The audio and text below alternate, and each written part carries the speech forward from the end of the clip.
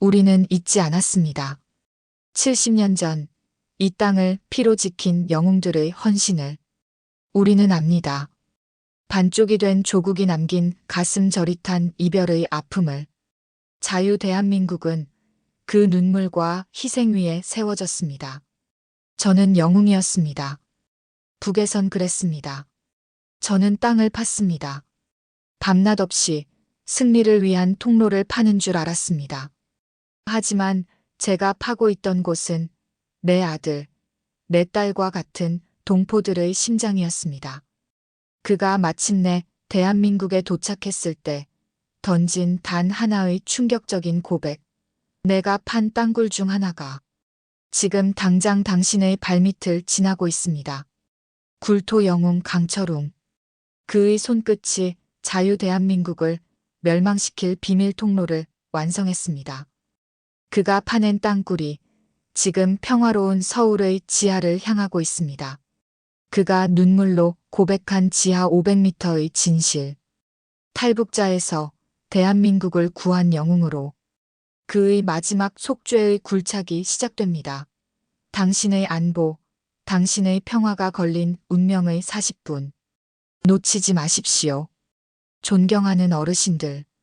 지금 우리의 젊은 세대는 너무나 평화로운 시대에 취해 북한의 끊임없는 위협을 잊고 안일하게 살고 있습니다. 이 영상을 우리 아이들이, 손주들이 반드시 봐야 합니다. 이 나라를 사랑하는 여러분의 힘을 보여주십시오. 우리 젊은 세대에게 많이 알려질 수 있게 댓글에 북한 위험이라고 꼭 댓글을 써주세요. 댓글이 많아질수록 이 영상을 젊은 세대들도 많이 보게 할 수 있으니까요. 우리 어르신들이 이 나라를 사랑하는 만큼 꼭 작성해 주시길 부탁드립니다. 우리 어르신들의 애국심이 이 땅의 자유를 지킬 것입니다. 안녕하세요. 저는 강철웅입니다. 1958년 함경북도 무산광산에서 태어난 저는 태어날 때부터 흙과 돌을 만질 운명이었어요. 아버지도 할아버지도 모두 광부였죠. 손에 쥐어진 곡괭이는 제게 장난감이자 생존의 도구였습니다. 5살 때부터 아버지를 따라 갱도에 들어갔고 12살이 되자 혼자서도 안반의 균열을 읽을 수 있었어요. 북한에서 저를 굴토 영웅이라 불렀습니다. 24살 저는 평양 건설부대에 배치됐어요. 지하 전투시설과 비밀 통로를 파는 특수부대였죠.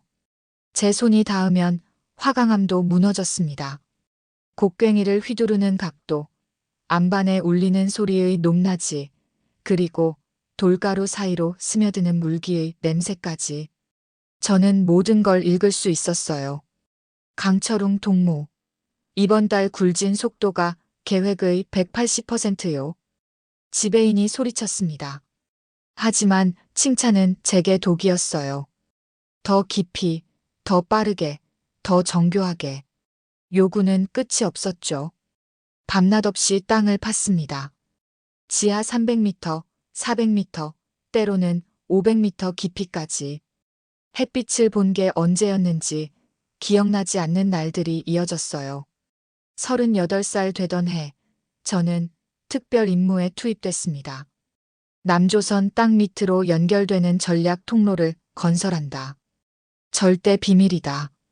당 간부의 차갑고 낮은 목소리가 귓가에 맴돌았어요.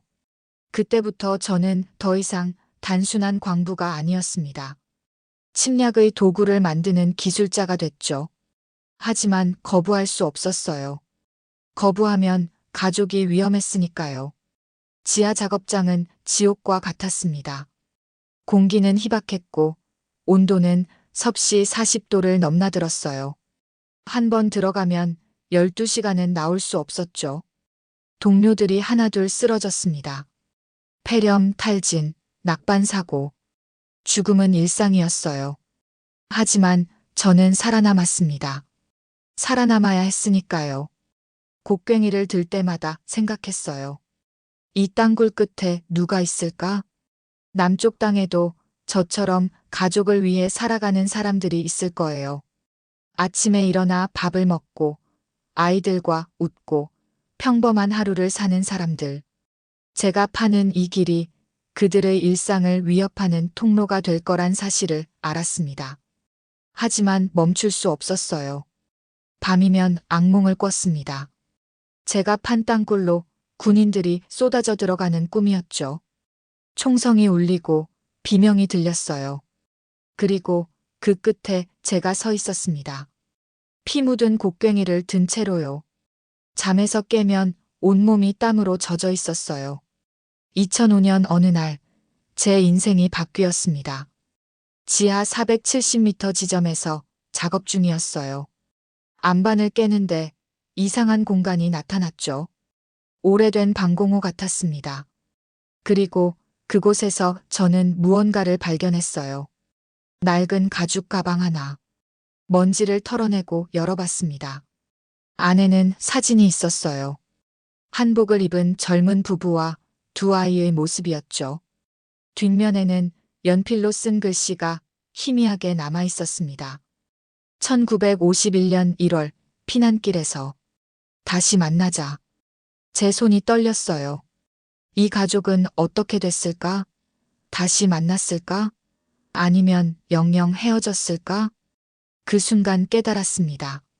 제가 파는 이 땅이 누군가에겐 고향이었다는 걸요. 전쟁으로 갈라진 이 땅 위에서 남과 북 모두 똑같이 고통받았다는 걸요.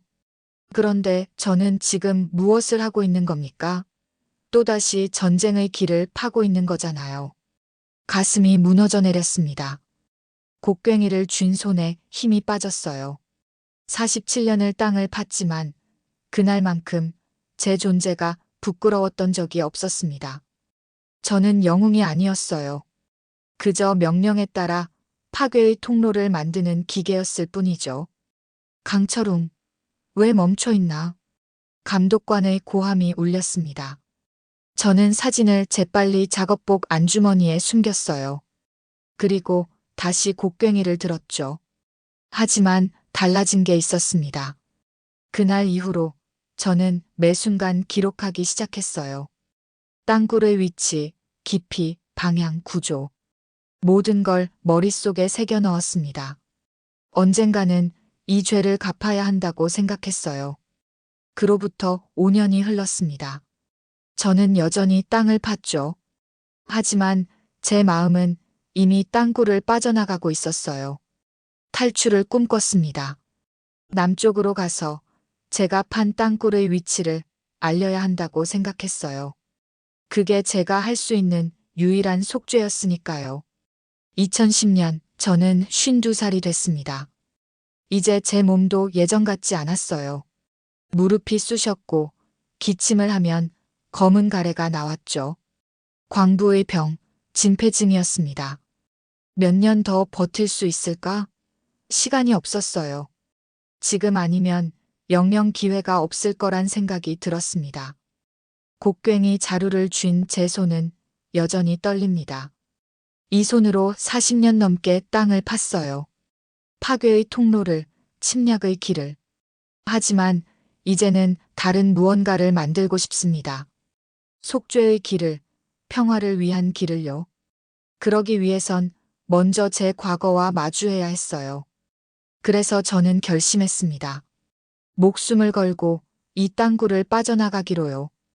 2010년 3월 저는 생애 마지막 땅굴 작업에 투입됐습니다. 이번 프로젝트는 최우선 국가 기밀이다. 강철웅 동무, 자네가 총책임자야. 당 간부가 건넨 서류에는 빨간 도장이 찍혀 있었어요. 암호명 통일 5호 작전. 서울 도심을 향한 전략 땅굴이었죠. 제 손이 얼어붙었습니다. 이번엔 단순한 군사 통로가 아니었어요. 민간인 밀집 지역을 관통하는 침투로였습니다. 언제까지 완성해야 합니까? 2년 안에 완료한다. 자네가 아니면 불가능한 작업이야. 거부할 수 없었어요. 하지만 제 가슴 속엔 이미 다른 계획이 자리 잡고 있었죠. 작업은 지하 500m 깊이에서 시작됐습니다. 북한 측 기점은 개성 인근 야산 지하였어요. 목표 지점은 서울 용산 일대. 직선거리로 60km가 넘었죠. 보통 땅굴보다 2배 이상 깊고 3배 이상 긴 난공사였습니다. 매일 새벽 5시 저는 갱도로 내려갔어요. 12시간이 지나면 온몸이 흙투성이가 됐죠. 하지만 작업 중에도 제 머릿속은 바쁘게 돌아갔습니다. 이 각도로 판다면 15km 지점에서 왼쪽으로 틀면 휴전선 남쪽으로 빠질 수 있어. 저는 몰래 설계도를 수정하기 시작했어요. 공식 도면과는 미세하게 다른 제 개인 탈출로였죠. 각도 5도, 깊이 10m 차이. 누구도 눈치채지 못할 정도로 정교하게요. 2010년 6월 굴지는 20km 지점을 통과했습니다. 그날 저는 안반 틈새에서 낡은 철제 상자를 발견했어요. 녹이 슬어 거의 부서질 지경이었죠. 조심스럽게 열어봤습니다. 안에는 편지 5통이 들어있었어요. 사랑하는 순이에게. 나는 지금 인민군에 끌려가고 있다. 너를 지키지 못해 미안하구나. 1950년 7월에 쓰인 편지였습니다. 전쟁 초기 북한군에 강제 징집된 남한 청년의 글이었어요. 손으로 쓴 글씨는 떨려 있었고 곳곳에 핏자국이 묻어 있었죠. 이 사람은 편지를 보내지 못하고 죽었을 겁니다. 저는 그 자리에 주저앉았어요. 60년 전 이 땅 위에서 수많은 사람이 죽어갔습니다. 남과 북 가족과 연인이 갈라졌죠. 그리고 지금 저는 무얼 하고 있습니까? 또다시 그 비극을 반복할 무기를 만들고 있잖아요. 강철웅, 왜 작업을 멈췄나? 저는 재빨리 편지를 작업 보관에 숨겼습니다. 그리고 다시 곡괭이를 들었죠. 하지만 그날 밤 한숨도 잘 수 없었어요. 편지 속 청년의 얼굴이 자꾸만 떠올랐습니다. 다음 날부터 저는 더욱 철저히 탈출 계획을 세웠어요. 공식 땅굴에서 18km 지점, 그곳에서 남서쪽으로 분기하면 됩니다.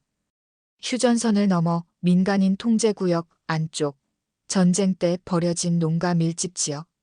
그곳까지는 약 5km. 제가 혼자 팔 수 있는 거리였어요. 2010년 9월 작업 중에 갑자기 땅이 흔들렸습니다. 작은 지진이었어요. 갱도 천장에서 돌덩이가 떨어졌죠. 옆에 있던 김철민이 소리를 질렀습니다. 저는 본능적으로 김철민을 밀쳐냈어요. 그 순간 제 어깨에 바위가 떨어졌습니다. 으악! 어깨뼈가 부러진 게 느껴졌어요. 의식이 희미해졌죠. 동료들이 저를 끌어냈고 군 병원으로 후송됐습니다. 의사는 말했어요. 52살에 이런 중노동을 하다니. 뼈가 제대로 붙으려면 석 달은 쉬어야 합니다. 하지만 3주 만에 저는 다시 현장으로 돌아왔습니다. 당에서 압박이 들어왔어요. 공기를 맞춰야 한다고요. 저 없이는 작업이 진행되지 않는다고요. 어깨는 여전히 아팠지만 저는 다시 곡괭이를 들었습니다. 하지만 이번엔 달랐어요. 죽기 전에 반드시 이 땅굴에서 빠져나가겠다는 결심이 더욱 단단해졌죠.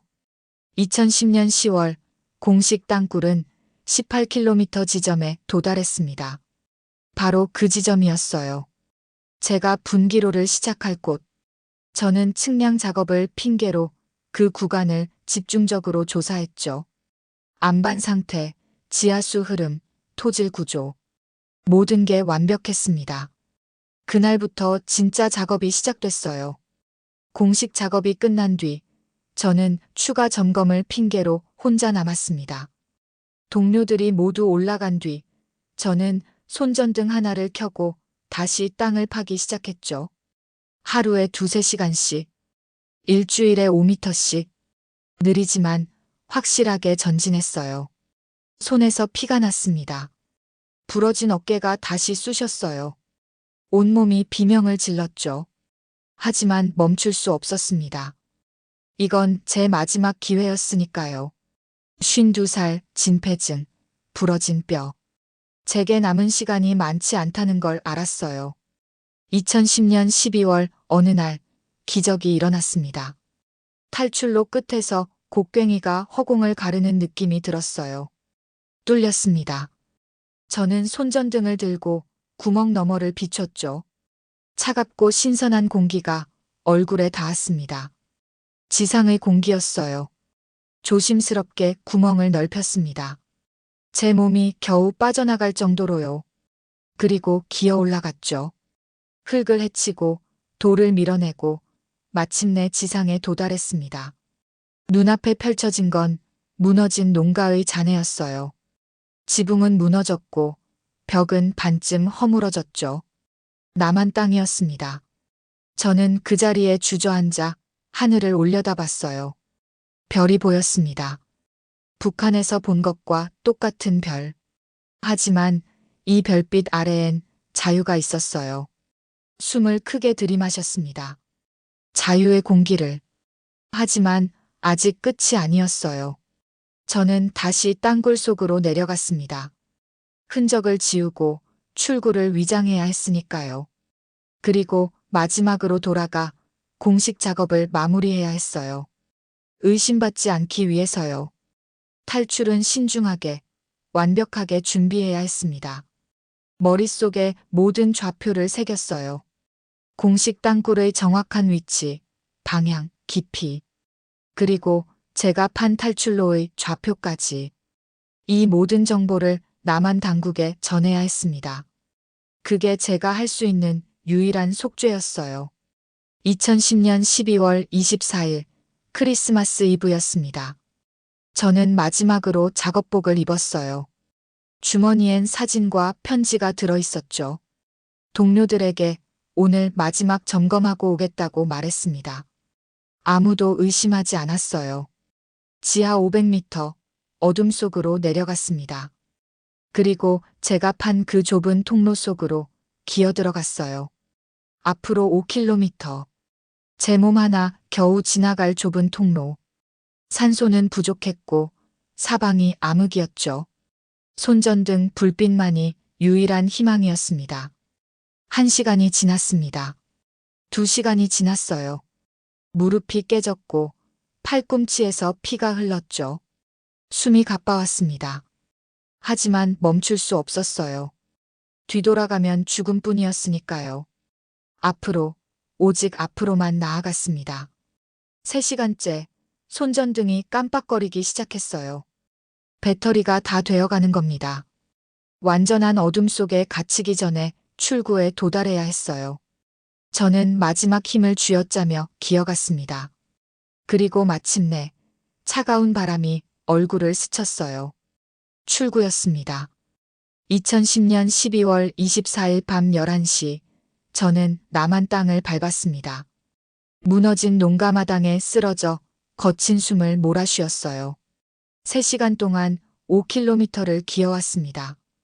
무릎은 피투성이, 어깨는 부러질 듯 아팠죠. 하지만 살아있었습니다. 자유로운 땅 위에 하늘을 올려다봤어요. 북두칠성이 보였습니다. 북한에서 본 것과 똑같은 별. 하지만 이 별빛엔 감시의 눈길이 없었어요. 주머니 속 사진과 편지를 꺼냈습니다. 피난길 가족, 강제 징집된 청년. 이 사람들을 위해서라도 살아야 했어요. 농가 구석에서 눈을 붙였습니다. 눈을 뜨니 아침이었어요. 오전 8시. 9시간이나 잔 겁니다.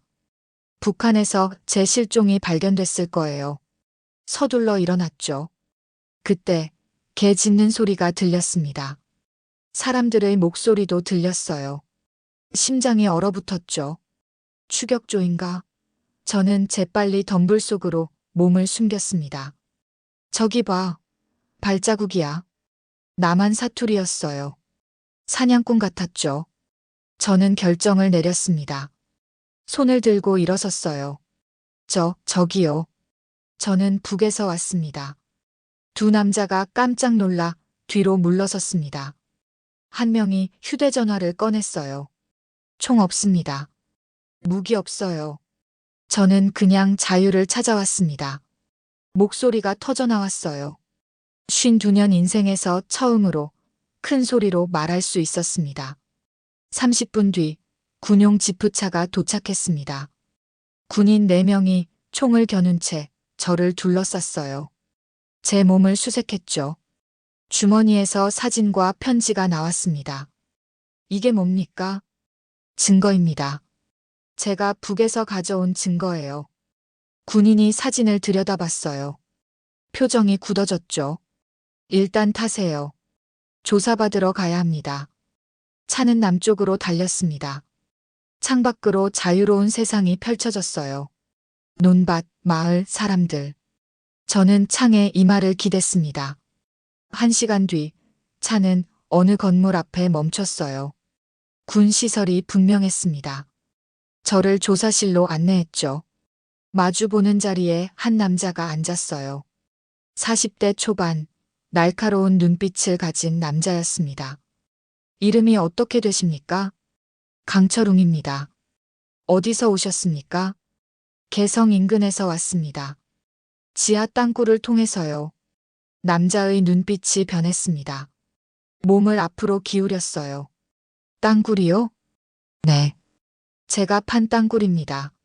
서울을 향한 침투용 땅굴이요. 방 안에 정적이 흘렀어요. 남자는 저를 뚫어지게 바라봤습니다. 저는 북한의 땅굴 기술자였습니다. 52년 동안 땅을 팠어요. 그리고 마지막으로 서울 용산을 향한 땅굴을 팠습니다. 남자가 의자에서 일어났어요. 책상을 짚고 저를 내려다봤죠. 증거가 있습니까? 제 머릿속에 있습니다. 좌표, 깊이, 방향, 구조. 모든 게 다요. 그걸 어떻게 믿습니까? 당신이 진짜 기술자라는 증거가 어디 있죠? 저는 숨을 깊이 들이마셨습니다. 예상했던 반응이었어요. 믿으실 필요 없습니다. 확인하시면 돼요. 제가 말하는 위치를 파보시면 됩니다. 남자가 비웃었어요.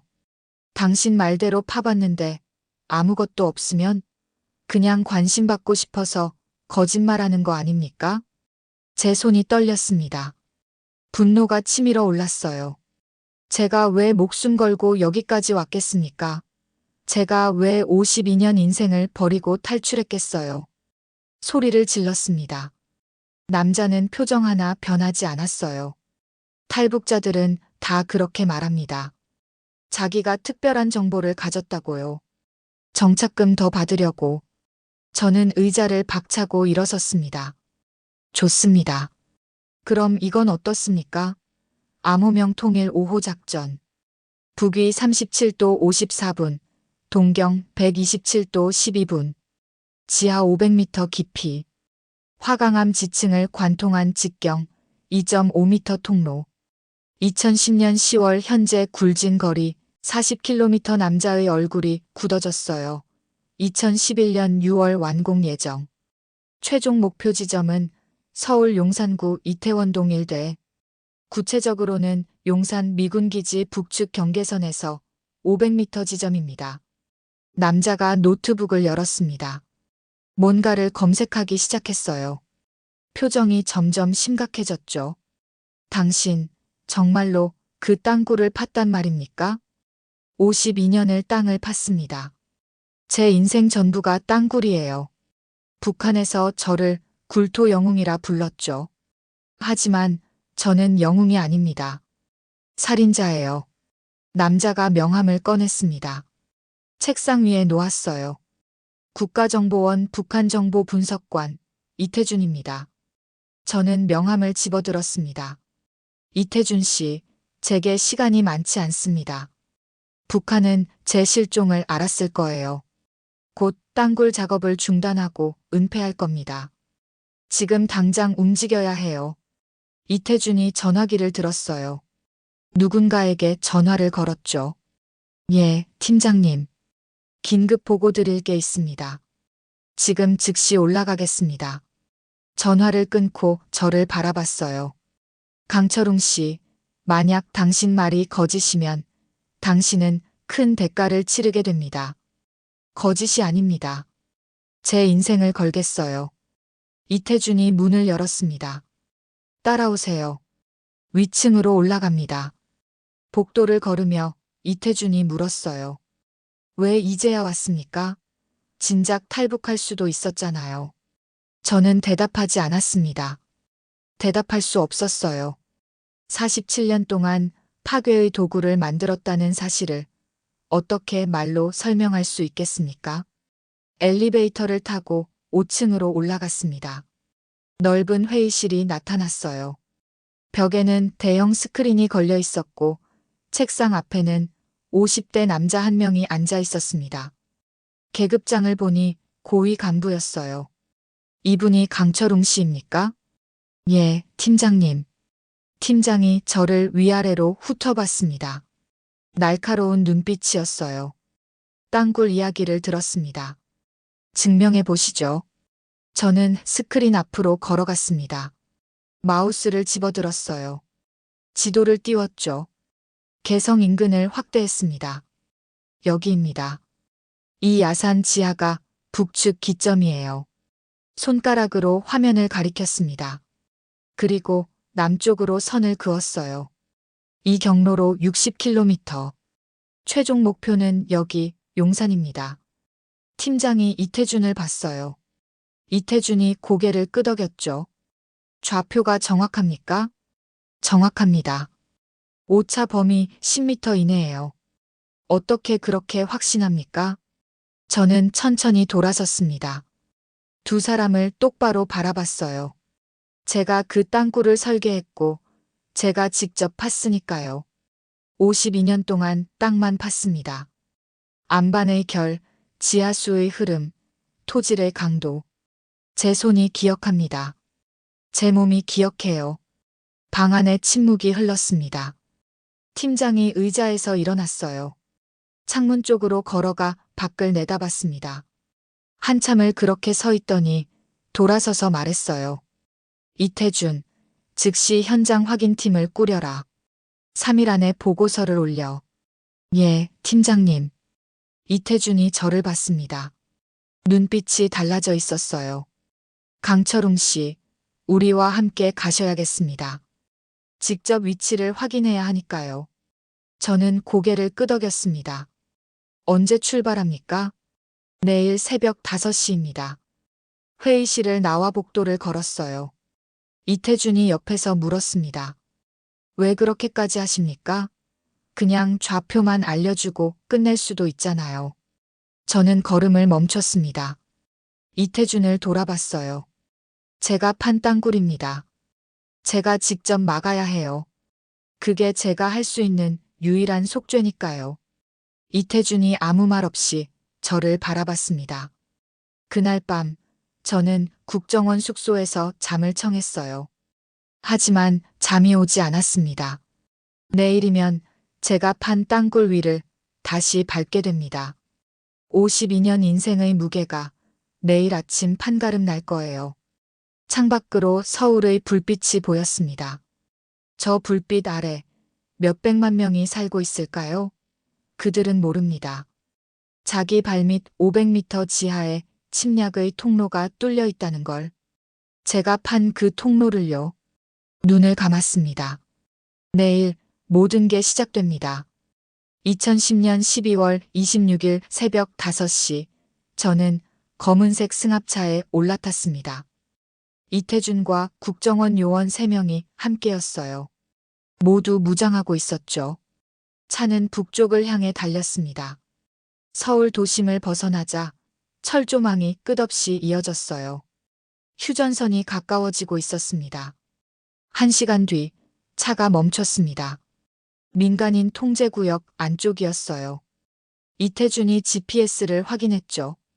여기서 남쪽으로 300m 지점입니다. 저는 차에서 내렸어요. 민둥산이 보였습니다. 황량한 산비탈이었죠. 저 야산 아래입니다. 걸어서 15분쯤 걸렸을까요? 야산 중턱에 도착했어요. 저는 무릎을 꿇고 땅을 만졌습니다. 흙을 한 줌 쥐었죠. 이 아래입니다. 요원 한 명이 비웃었습니다. 그냥 평범한 흙 아닙니까? 저는 그를 쳐다봤어요. 52년 땅을 팠습니다. 이건 지하에서 퍼올린 심토예요. 최근 5년 안에 다져진 겁니다. 이태준이 무전기를 꺼냈습니다. 본부, 탐사 장비 필요합니다. 1시간 뒤 군용 트럭이 도착했습니다. 기술팀 5명이 대형 장비를 끌고 왔어요. 지하투시 레이더였죠. 저는 땅에 선을 그었습니다. 여기서 남쪽으로 직선. 깊이는 500m입니다. 팀장이 고개를 가로저었어요. 우리 장비 최대 탐지 깊이가 300m입니다. 300m까지만 보세요. 터널 상단부라도 잡힐 겁니다. 장비 설치가 시작됐습니다. 30분이 걸렸어요. 스캔이 시작됐죠. 모니터에 지하 단면도가 나타났습니다. 처음엔 아무것도 보이지 않았어요. 안반층, 토사층, 지하 수맥만 나타났습니다. 요원 한 명이 중얼거렸어요. 역시 거짓말이었어. 저는 기다렸습니다. 스캔이 더 깊이 들어갔죠. 그때였습니다. 저기 보세요. 기술팀장이 소리쳤어요. 모니터에 수평으로 길게 이어진 빈 공간이 나타났습니다. 깊이 280m 지점이었어요. 이게 뭡니까? 이태준의 목소리가 떨렸습니다. 터널입니다. 실제 터널은 더 깊이 있어요. 500m 지점이에요. 팀장이 더 정밀한 스캔을 시작했습니다. 직경 약 2m, 남북 방향으로 뻗어 있습니다. 방향은 서울 용산 방면이에요. 이태준이 저를 돌아봤습니다. 눈빛이 충격으로 바뀌었어요. 당신 말이 맞았습니다. 아직 끝이 아닙니다. 이 터널은 지금도 매일 100m씩 남쪽으로 파고 있어요. 2011년 6월이면 서울 도심에 도달합니다. 서울로 돌아왔습니다. 국정원 본부 회의실에 부장급 간부 3명이 기다리고 있었어요. 분위기가 무거웠습니다. 강철웅 씨 현장 확인 결과 터널이 실제로 존재합니다. 부장 한 명이 말했어요. 하지만 목소리가 차갑게 식어 있었죠. 한 가지 의문이 있습니다. 당신은 왜 이제야 탈북했습니까? 혹시 북한의 지령을 받고 온 겁니까? 아닙니다. 저는 벌떡 일어섰어요. 제가 북한 첩자라면 왜 이렇게 상세한 정보를 드리겠습니까? 그것도 전략일 수 있습니다. 우리 병력을 엉뚱한 곳에 집중시키는 거죠. 저는 주먹을 쥐었습니다. 그럼 제가 말한 위치를 직접 파보세요. 파는 데만 몇 개월 걸립니다. 그 사이 북한이 터널을 포기하고 새로운 계획을 세우겠죠. 이태준이 끼어들었습니다. 부장님, 지금 당장 대응하지 않으면 늦습니다. 자네는 너무 순진해, 이태준. 회의실에 침묵이 흘렀습니다. 저는 천천히 입을 열었어요. 제게 한 가지 제안이 있습니다. 모두 저를 봤습니다. 저와 함께 터널 입구를 찾으러 가십시오. 비무장지대에서요. 미친 소리 마세요. 그건 지뢰밭 아닙니까? 제가 길을 압니다. 제가 직접 그 터널을 팠으니까요. 부장들이 서로를 쳐다봤습니다. 눈빛을 주고받았어요. 하루 시간을 주십시오. 다음 날 아침 결정이 내려졌습니다. 비무장지대 현장 조사를 승인합니다. 하지만 조건이 있습니다. 말씀하세요. 실패하면 당신은 거짓 정보 유포죄로 처벌받습니다. 그리고 만약 북한군과 조우하면 우린 당신을 보호할 수 없습니다. 알겠습니다. 이태준이 당신과 동행합니다. 특수부대 5명도 함께 갑니다. 내일 자정 출발입니다. 그날 밤 저는 잠들 수 없었습니다. 내일이면 제가 판 땅굴 위를 다시 걷게 됩니다. 비무장지대, 지뢰밭 한가운데를요. 이태준이 문을 두드렸어요. 강철웅 씨, 들어가도 됩니까? 들어오세요. 이태준이 의자에 앉았습니다. 한참을 말없이 앉아있더니 입을 열었어요. 솔직히 말해주세요. 성공 확률이 얼마나 됩니까? 50%입니다. 나머지 50%는요? 우리가 죽는 겁니다. 이태준이 웃었습니다. 쓴 웃음이었어요. 그래도 가야겠습니까? 가야 합니다. 제 죄를 확인해야 하니까요. 이태준이 일어섰습니다. 문 앞에서 돌아섰어요. 강철웅 씨, 내일 무슨 일이 있어도 제가 당신을 지키겠습니다. 고맙습니다. 그가 나갔습니다. 저는 창밖을 바라봤어요. 서울의 불빛이 반짝이고 있었습니다.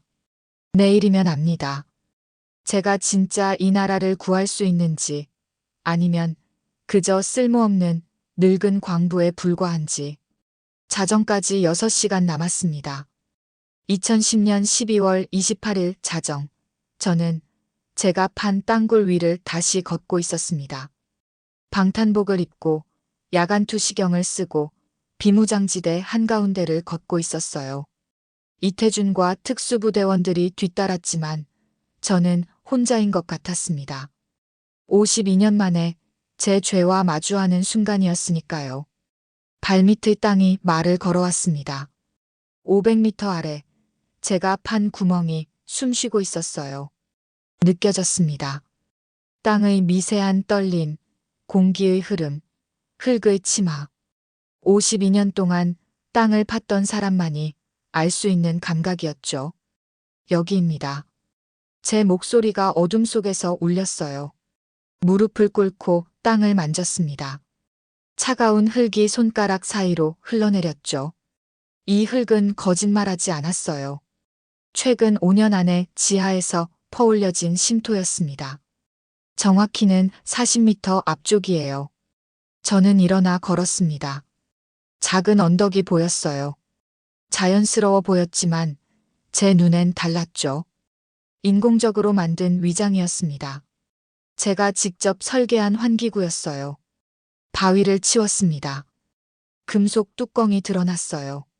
직경 50cm. 제 손이 기억하는 크기였죠. 뚜껑 옆면을 특정 리듬으로 두드렸습니다. 딸깍, 잠금 장치가 풀렸어요. 제 손은 52년 전 이 잠금 장치를 설계했던 그 손이었습니다. 뚜껑을 열자 차가운 바람이 올라왔습니다. 지하의 냄새였어요. 흙과 암석과 화약이 섞인 냄새. 저는 그 냄새를 너무나 잘 알고 있었죠. 구멍에 귀를 대고 들었습니다. 멀리서 굴착기 소리가 들렸어요. 지금도 누군가 땅을 파고 있었습니다. 제가 52년 동안 했던 그 일을. 서울을 향해, 무고한 사람들을 향해. 가슴이 무너져 내렸어요. 제가 시작한 일이 지금도 계속되고 있었습니다. 이태준이 제 옆에 귀를 댔습니다. 정말 들립니다. 그의 목소리가 떨리는 게 느껴졌어요. 저는 눈을 감았습니다. 이 소리를 멈춰야 했어요. 어떤 대가를 치르더라도. 그때 북쪽에서 불빛이 보였습니다. 3개의 손전등. 북한군이었어요. 제 심장이 얼어붙었습니다. 들켰구나 생각했죠. 이태준이 제 팔을 잡아당겼어요. 숨으라는 신호였습니다. 하지만 저는 움직일 수 없었어요. 환기구 뚜껑이 열려 있었습니다. 바위도 옮겨져 있었죠. 흔적이 너무 명확했어요. 순간적으로 결정했습니다. 환기구 안으로 몸을 밀어 넣었어요. 좁았습니다. 제 몸이 겨우 들어갈 정도였어요. 한 손으로 뚜껑을 잡고 매달렸죠. 발 아래는 500m 깊이의 어둠이었습니다. 손을 놓으면 추락할 거예요. 북한군 목소리가 들렸습니다. 환기구다. 누가 열었어? 뚜껑을 잡아당기는 힘이 느껴졌어요. 저는 안에서 필사적으로 버텼습니다. 손에 힘을 주었죠. 52살 팔에 쥐가 났습니다. 하지만 놓을 수 없었어요. 더 세게 당겼습니다. 제 손이 미끄러졌어요. 뚜껑이 조금 열렸죠. 손전등 불빛이 들어왔습니다. 제 얼굴을 비췄어요. 들켰습니다. 그 순간 하늘이 밝아졌습니다. 조명탄이었어요. 비무장지대 전체가 대낮처럼 환해졌죠. 북한군들이 당황하는 소리가 들렸습니다. 남조선 놈들이다. 철수한다. 발소리가 멀어졌습니다. 저는 환기구 밖으로 기어 나왔어요. 온몸이 땀과 흙으로 범벅이었죠. 손바닥에서 피가 났습니다. 뚜껑을 잡느라 살이 벗겨진 거예요. 하지만 살았습니다. 이태준이 제 팔을 붙잡았어요. 말없이 남쪽을 가리켰죠. 저는 고개를 끄덕였습니다. 환기구 뚜껑을 닫고 바위를 제자리에 놓았어요. 그리고 뛰었습니다. 30분을 전력으로 뛰었어요. 52살 몸이 비명을 질렀습니다. 무릎이 꺾였고 허파가 터질 것 같았죠. 하지만 멈출 수 없었어요. 뒤에서 북한군이 쫓아올지도 모른다는 공포가 저를 앞으로 밀어냈습니다. 군 초소에 도착했을 때 저는 쓰러졌습니다. 이태준이 저를 부축해 차에 태웠어요. 차가 출발했죠. 창밖으로 비무장지대가 멀어졌습니다. 살았구나 생각했어요. 하지만 기쁘지 않았습니다. 머릿속에서 굴착기 소리가 계속 울렸으니까요. 지금 이 순간에도 누군가 땅을 파고 있었습니다. 제가 설계한 그 길을 따라서 서울을 향해서 저는 차창에 이마를 기댔어요. 유리가 차갑게 느껴졌죠. 서울로 돌아왔습니다. 새벽 4시 국정원 회의실이었어요. 저는 의자에 앉아 있었지만 정신은 아직도 땅속에 있었습니다. 환기구 안의 어둠, 굴착기 소리, 북한군의 손전등. 모든 게 생생했어요. 부장이 제 앞에 섰습니다. 강철웅 씨, 이제 선택해야 합니다. 저는 그를 올려다봤어요. 터널을 찾는 데만 6개월 걸립니다. 그 사이 북한이 완공하면 끝이에요. 그래서 제안합니다. 제 목소리가 떨렸습니다. 제가 직접 들어가겠습니다. 터널 안으로요. 회의실이 조용해졌어요. 모두 저를 바라봤습니다. 저는 손을 꽉 쥐었죠. 제가 그 터널을 설계했습니다. 어디가 약점인지 압니다. 거기를 폭파하면 터널 전체를 무너뜨릴 수 있어요. 자살 행위 아닙니까? 부장이 물었어요. 저는 고개를 저었습니다. 속죄입니다. 제가 판 구멍을 제 손으로 막는 거예요. 긴 침묵이 흘렀습니다. 저는 기다렸어요. 52년을 기다렸으니 조금 더 기다릴 수 있었죠. 작전 승인합니다. 부장이 말했어요. 이틀 뒤 출발합니다. 강철웅 씨, 이태준, 폭파팀 3명. 총 5명입니다. 저는 고개를 끄덕였습니다. 이태준이 제 어깨에 손을 올렸어요. 무게가 느껴졌습니다. 신뢰의 무게였죠. 회의실을 나왔습니다. 복도를 걷는데 다리가 휘청거렸어요. 벽에 손을 짚었습니다. 52년 인생의 무게가 한꺼번에 쏟아지는 것 같았죠. 숙소로 돌아왔습니다. 침대에 누웠어요. 천장을 바라봤죠. 형광등이 희미하게 깜빡였습니다. 저는 눈을 감았어요. 어릴 적 아버지가 떠올랐습니다. 5살 때 처음 갱도에 들어갔던 날이 생각났어요. 아버지가 제 손을 잡고 말했죠. 철웅아, 땅은 거짓말하지 않는다. 땅을 잘 읽으면 살고 못 읽으면 죽는다. 저는 땅을 잘 읽었습니다. 그래서 살았어요. 52년 동안 살았죠. 하지만 그 능력으로 무엇을 했습니까? 침략의 길을 팠습니다. 죽음의 통로를 만들었어요. 이제 그 길을 막을 시간이었습니다. 이틀 뒤면 저는 다시 땅속으로 들어갑니다. 제가 판 어둠 속으로요. 500m 깊이의 그 구멍 속으로. 그리고 그걸 무너뜨릴 겁니다. 제 손으로요. 살아 돌아올 수 있을까요? 모르겠습니다. 하지만 중요하지 않았어요. 중요한 건 그 터널을 막는 것. 그것만이 아버지께, 제 자신에게, 그리고 이 땅에 사는 모든 사람에게 드릴 수 있는 마지막 선물이었습니다. 창밖으로 서울의 불빛이 보였습니다. 저 불빛들은 몰랐어요. 자기 발밑 500m 아래에 침략의 통로가 뚫려 있다는 걸. 하지만 곧 알게 될 겁니다. 한 늙은 광부가 그걸 막았다는 것도요. 눈을 감았습니다. 이틀, 제게 남은 시간은 이틀뿐이었습니다. 2010년 12월 29일, 저는 52년 기억을 지도 위에 쏟아내고 있었습니다. 회의실 탁자 위 대형 지도. 개성에서 서울까지 60km.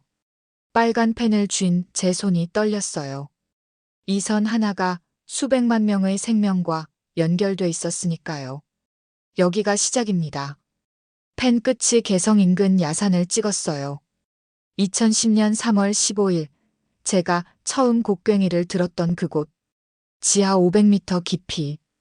그날 아침의 차가운 공기가 아직도 피부에 남아 있었습니다. 펜이 남쪽으로 움직였어요. 5km 지점, 화강암층.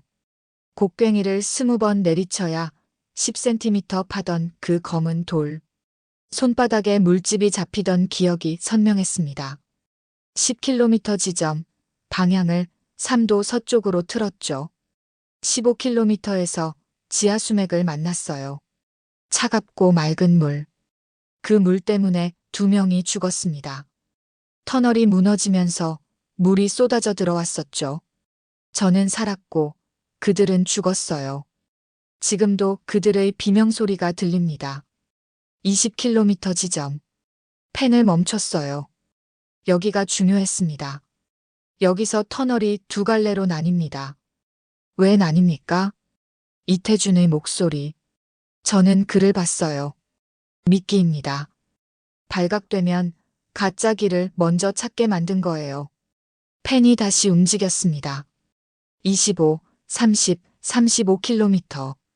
52년이 펜 끝으로 흘러나왔어요. 땀과 피와 죽음으로 만든 그 길이. 40km 지점. 펜이 멈췄습니다. 강하게 점을 찍었어요. 종이가 찢어질 정도로. 여기입니다. 목소리를 낮췄어요. 터널의 심장. 주 지지 기둥 8개. 이걸 무너뜨리면 전체가 붕괴됩니다. 확실합니까? 확실합니다. 제 손으로 세웠으니까요. 이태준이 지도를 들여다봤어요. 손가락으로 그 지점을 짚었죠. 여긴 이미 북한 땅 깊숙이 들어간 곳 아닙니까? 그렇습니다. 살아 돌아올 확률은요? 30%. 회의실이 조용해졌어요. 저는 펜을 내려놓았습니다.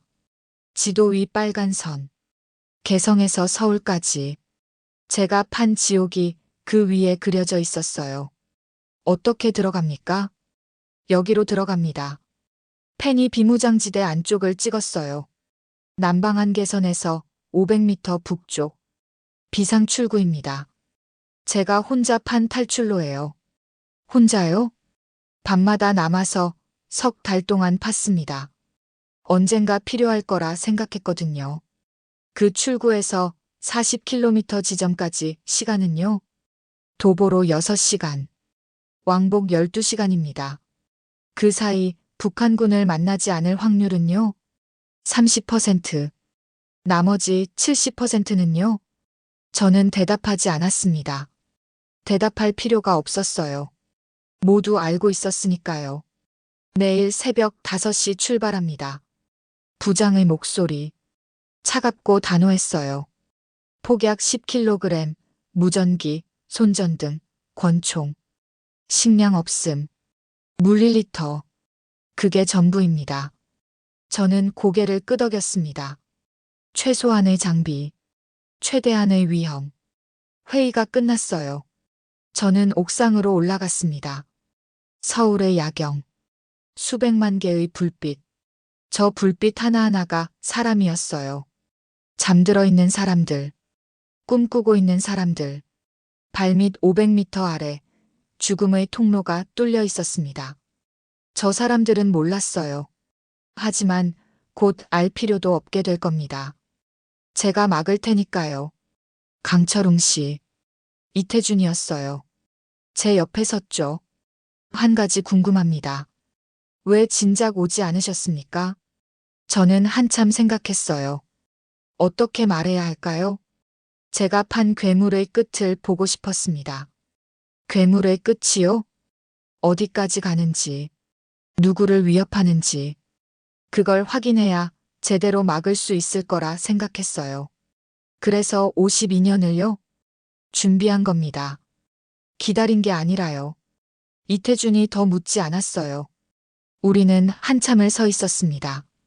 12월 차가운 바람이 불었어요. 옥상을 내려왔습니다. 복도에서 폭파팀 3명을 만났어요. 젊었습니다. 30대 초반. 제 손잡벌이었죠. 내일 잘 부탁드립니다.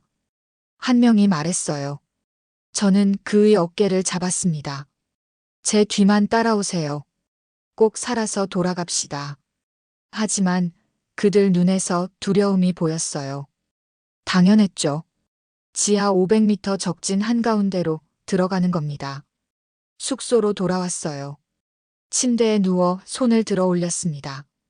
52살의 손. 주름지고 굳은 살 박힌 손. 이 손으로 수백 킬로미터를 팠어요. 침략의 길을. 하지만 내일 이 손은 다릅니다. 폭약을 설치하고 터널을 무너뜨리는 손. 파괴의 손이 구원의 손이 되는 거예요. 눈을 감았습니다. 아버지가 보였어요. 갱도 입구에서 곡괭이를 메고 계셨죠. 미소 짓고 계셨습니다. 아버지, 이제 갑니다. 제가 판 마지막 구멍을 막으러요. 아버지가 고개를 끄덕이셨어요. 눈을 떴습니다. 천장만 보였어요. 하지만 목소리는 귓가에 남아 있었습니다. 시계를 봤어요. 새벽 4시. 일어나 거울을 봤습니다. 52살 얼굴. 주름지고 거칠어진 얼굴. 하지만 눈빛은 달랐어요. 52년 만에 처음으로 희망이 보였습니다. 작업복을 입었어요. 주머니에 사진과 편지를 넣었습니다. 피난길 가족, 강제 징집된 청년. 끝까지 가지고 갈 겁니다. 문을 열었습니다. 복도에 이태준과 폭파팀이 기다리고 있었어요. 갑시다. 제가 말했습니다. 지하 500m, 심장을 찾으러요. 2010년 12월 30일 새벽 5시, 저는 다시 땅속으로 들어가고 있었습니다. 비무장지대 남방 한계선 500m 북쪽. 제가 석 달 동안 혼자 판 비상 출구였어요. 입구는 바위 틈새에 숨겨져 있었습니다. 누구도 찾을 수 없는 곳이었죠. 저만 알고 있었으니까요. 바위를 옮겼습니다. 직경 1m 정도의 구멍이 드러났어요. 어둠이 입을 벌리고 있었습니다. 손전등을 켜고 안을 비췄죠. 경사진 통로가 지하로 이어졌어요. 52년 만에 다시 들어가는 제 세계였습니다. 제가 먼저 들어갑니다. 이태준과 폭파팀에게 말했어요. 몸을 구부려 구멍 속으로 들어갔습니다. 흙 냄새가 코를 찔렀어요. 그리운 냄새였습니다. 지긋지긋한 냄새이기도 했죠. 경사가 급했어요. 45도 각도로 내려갔습니다. 손으로 벽을 짚으며 조심스럽게 발을 디뎠어요. 미끄러웠죠. 뒤에서 이태준의 거친 숨소리가 들렸습니다. 10분쯤 내려갔을까요? 통로가 수평으로 바뀌었어요. 이제부터 본격적인 터널이었습니다. 천장 높이는 1.8m. 몸을 약간 숙여야 했어요. 폭은 2m. 두 사람이 나란히 걸을 수 있는 너비였죠. 여기서부터 40km입니다. 목소리가 터널에 울렸어요. 메아리가 되어 돌아왔습니다. 조용히 가야 합니다. 소리가 멀리 퍼지니까요. 손전등 하나만 켰어요. 제 것만요. 나머지는 껐습니다. 빛이 적을수록 발각될 위험이 줄었으니까요. 걷기 시작했어요. 천천히 조심스럽게. 발밑 흙이 말을 걸어왔습니다. 이 흙은 제가 다진 겁니다. 5년 전에요. 발바닥으로 느껴지는 감촉이 기억을 깨웠어요. 곡괭이질하고 흙을 퍼내고 집안을 다지던 그날들. 1시간이 지났습니다. 5km쯤 왔을 거예요. 아직 아무 일도 없었습니다. 터널은 고요했어요. 오직 저희 발소리만 조용히 울렸죠. 그때 앞에서 빛이 보였습니다. 희미한 불빛. 손전등이었어요. 저는 즉시 제 손전등을 껐습니다. 손으로 뒤쪽 사람들을 막았어요. 모두 멈췄죠. 북한군입니다. 속삭였어요. 심장이 빠르게 뛰었습니다. 벽에 몸을 붙였어요. 숨을 죽였죠. 불빛이 점점 가까워졌습니다. 2명이었어요. 순찰조였습니다. 손전등을 들고 천천히 걸어왔어요. 20m, 15m, 10m. 우리 쪽으로 다가왔습니다. 제 등에서 땀이 흘러내렸어요. 5m 앞에서 멈췄습니다. 한 명이 담배를 꺼냈어요. 라이터 불꽃이 얼굴을 비췄죠. 젊었습니다. 20대 초반쯤 되어 보였어요. 담배 연기 냄새가 코를 찔렀습니다. 오늘도 이상 없네. 북한군이 말했어요. 맨날 똑같지 뭐. 지루해 죽겠어. 다른 한 명이 대답했습니다. 그들은 담배를 피우며 한참 서 있었어요. 3분쯤 됐을까요? 영원처럼 느껴졌습니다. 가자. 담배꽁초를 바닥에 버렸어요. 발로 비볐습니다. 그리고 돌아서서 왔던 길로 걸어갔죠. 불빛이 점점 멀어졌습니다. 완전히 사라질 때까지 저는 움직이지 않았어요. 10분을 더 기다렸습니다. 확실히 사라진 걸 확인한 뒤 다시 손전등을 켰어요. 바닥에 담배꽁초가 있었습니다. 아직 따뜻했어요. 주웠습니다. 주머니에 넣었죠. 흔적을 남기면 안 됐으니까요. 계속 갑니다. 다시 걷기 시작했어요. 긴장이 온몸을 감쌌습니다. 순찰조가 또 있을 수 있었어요. 더 조심해야 했습니다. 2시간이 더 지났습니다. 15km쯤 왔을 거예요. 다리가 아팠습니다. 52살 무릎이 비명을 질렀어요. 하지만 멈출 수 없었습니다. 쉬면 시간이 늦어졌으니까요. 물소리가 들렸습니다. 지하 수맥이었어요. 터널 왼쪽에서 물이 스며 나왔습니다. 기억났어요. 여기서 작업자 2명이 죽었었죠. 터널이 무너지면서 물이 쏟아졌었습니다. 조심하세요. 여기 집안이 약합니다. 천천히 지나갔어요. 발을 조심스럽게 디뎠습니다. 물이 발목까지 찼어요. 차가웠죠. 20m쯤 물속을 걸었습니다. 다시 마른 땅이 나왔어요. 안도의 한숨을 쉬었습니다. 뒤돌아봤어요. 이태준과 폭파팀이 따라오고 있었습니다. 모두 지쳐 보였어요. 하지만 아무도 불평하지 않았습니다. 3시간째였습니다. 20km 지점. 여기서 터널이 2갈래로 나뉘었어요. 왼쪽이 본선, 오른쪽이 미끼 지선이었습니다. 이쪽입니다. 왼쪽을 가리켰어요. 본선으로 들어갔습니다. 통로가 조금 좁아졌어요. 천장도 낮아졌죠. 고개를 더 숙여야 했습니다.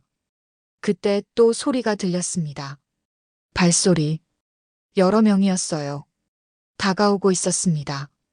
저는 손전등을 끄고 뒤를 돌아봤어요. 손짓으로 신호했습니다. 모두 벽에 붙었어요. 하지만 숨을 곳이 없었습니다. 통로가 일직선이었어요. 발각되는 건 시간 문제였습니다. 어떻게 할까요? 도망칠까요? 아니면 싸울까요? 뒤로 가야 합니다. 속삭였어요. 재빨리 뒤로 물러났습니다. 20m쯤 뒤로 갔어요. 갈림길이 있었죠. 오른쪽 지선으로 몸을 숨겼습니다. 불빛이 지나갔습니다. 본선을 따라 걸어가는 북한군들. 5명이었어요. 무장하고 있었습니다. 그들은 우리가 숨은 지선을 지나쳤어요. 본선으로 계속 걸어갔죠. 완전히 지나갈 때까지 기다렸습니다. 10분쯤 지났을까요? 소리가 완전히 사라졌어요. 다시 본선으로 나왔습니다. 손전등을 켰어요. 빨리 가야 합니다. 시간이 없어요. 서둘러 걷기 시작했습니다. 거의 뛰다시피 했어요. 숨이 가빠졌습니다. 하지만 멈추지 않았어요. 4시간째 30km 지점. 다리가 풀렸습니다. 52살 몸이 한계였어요. 벽에 기댔습니다. 숨을 몰아 쉬었죠. 물을 마셔야겠습니다. 물통을 꺼냈어요. 한 모금 마셨습니다. 목구멍이 타는 것 같았어요. 이태준도 물을 마셨습니다. 폭파팀도요. 10분 쉬겠습니다. 바닥에 주저앉았어요. 온몸이 땀으로 젖어 있었습니다. 손이 떨렸어요. 공포 때문인지 피로 때문인지 알 수 없었습니다. 강철웅 씨, 괜찮으십니까? 이태준이 물었어요. 저는 고개를 끄덕였습니다. 괜찮습니다. 조금만 쉬면 돼요. 하지만 괜찮지 않았어요. 가슴이 답답했습니다. 심장이 불규칙하게 뛰었어요. 52년 동안 혹사당한 몸이 항의하고 있었습니다. 일어났습니다. 다시 가야 했어요. 10km 남았습니다. 2시간이면 도착할 거예요. 손전등을 들고 걷기 시작했습니다. 5시간째였습니다. 35km 지점. 공기가 달랐어요.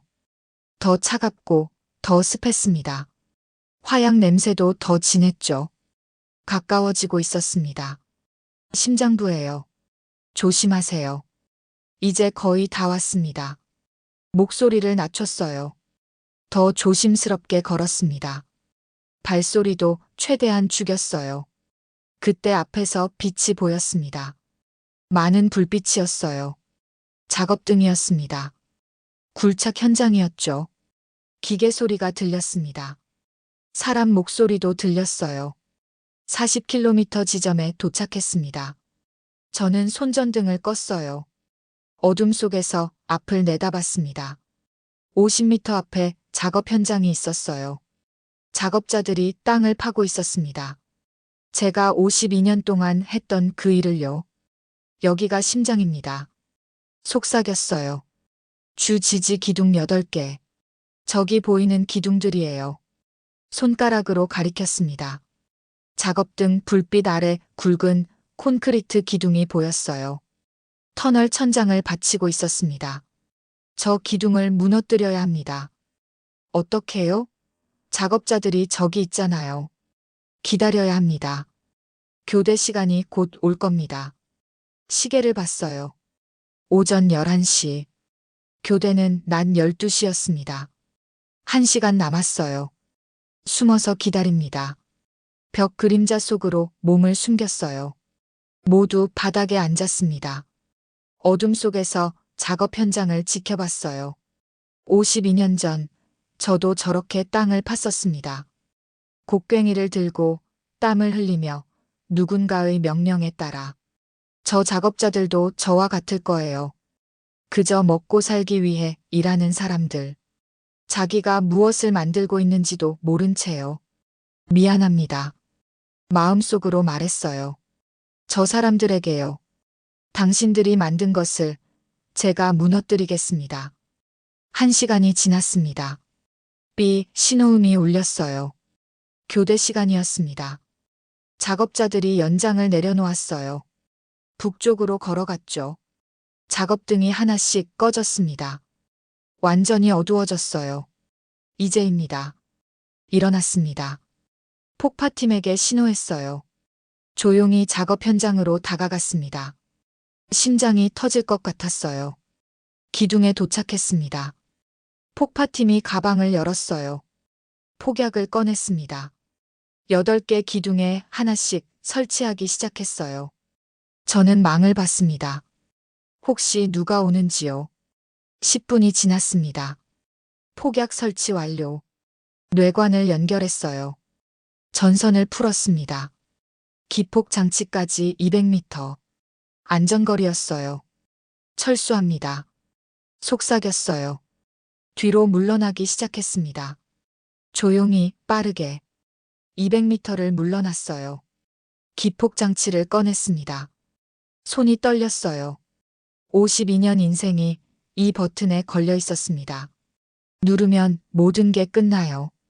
제가 판 터널이, 제 죄가 모두 무너질 겁니다. 이태준이 제 어깨에 손을 올렸습니다. 준비됐습니까? 준비됐습니다. 손가락을 버튼 위에 올렸어요. 숨을 깊이 들이마셨습니다. 아버지, 보고 계십니까? 마음속으로 말했어요. 이제 진짜 광부가 됩니다. 버튼을 눌렀습니다. 버튼을 누르는 순간 세상이 멈췄습니다. 1초, 2초, 3초. 아무 일도 일어나지 않았어요. 제 심장만 미친 듯이 뛰었습니다. 설마 불발인가? 손에 식은땀이 흘렀죠. 4초째, 땅이 흔들렸습니다. 발밑에서 시작된 진동이 온몸으로 퍼졌어요. 굉음이 터졌습니다. 귀가 먹먹해졌죠. 200m 앞 터널에서 불꽃이 솟구쳤어요. 오렌지빛 섬광이 어둠을 갈랐습니다. 터널이 비명을 질렀습니다. 콘크리트 기둥이 부서지는 소리, 천장이 무너지는 소리, 안반이 갈라지는 소리. 52년 동안 들어온 소리들이었어요. 하지만 이번엔 달랐습니다. 이번엔 제가 만든 소리였으니까요. 뛰어야 합니다. 이태준이 소리쳤어요. 저는 돌아서서 뛰었습니다. 뒤에서 폭풍이 몰려왔어요. 먼지와 돌멩이가 등을 때렸습니다. 숨을 쉴 수 없었어요. 입과 코를 막고 앞만 보고 달렸습니다. 10m, 20m, 30m. 천장에서 돌이 떨어졌어요. 옆에 있던 폭파 팀원 하나가 맞았습니다. 비명을 지르며 쓰러졌어요. 저는 달려가 그를 붙잡았습니다. 일어나세요. 팔을 끌어당겼어요. 그가 일어났습니다. 다리를 절뚝거렸지만 뛰었어요. 우리는 계속 달렸습니다. 50m쯤 뛰었을까요? 뒤에서 굉음이 한 번 더 터졌습니다. 2차 붕괴였어요. 터널 전체가 무너지기 시작한 겁니다. 충격파가 저희를 밀어냈어요. 몸이 공중에 떴습니다. 바닥에 내동댕이 쳐졌죠. 정신을 차렸습니다. 온몸이 아팠어요. 어둠 속에서 손전등을 찾았습니다. 다행히 아직 켜져 있었어요. 불빛으로 주변을 비췄죠. 이태준이 일어나고 있었습니다.